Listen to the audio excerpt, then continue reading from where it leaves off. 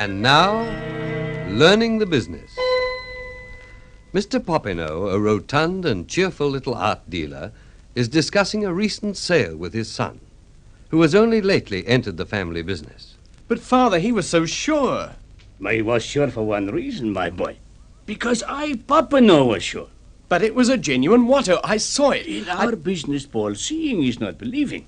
Did I send you to these famous schools here in England to have you make stupid mistakes? Father, you bid up to 500 yourself. Oh, so now I've got to explain the difference between bidding and paying, huh?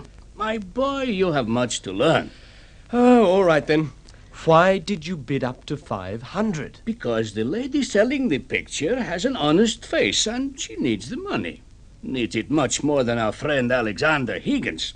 He can afford to pay so much for the picture. But he's your biggest rival.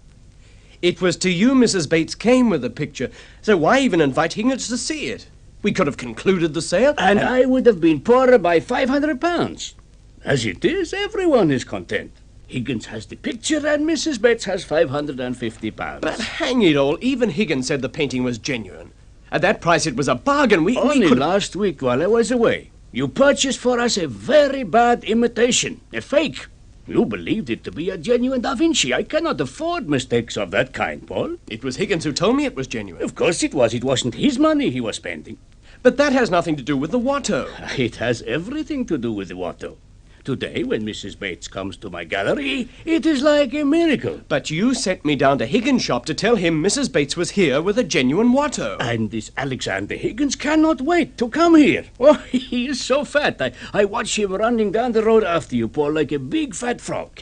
And when he got here, he could hardly get breath enough to bid for the picture. Was it a genuine Watteau or not? Dear Paul, you always start everything at the finish. Now, you listen, my boy. It would have broken Higgins' heart, which he hasn't got, if I had been able to keep that picture for the £100 I offered first as the bid for it. But you went on bidding. But of course we did.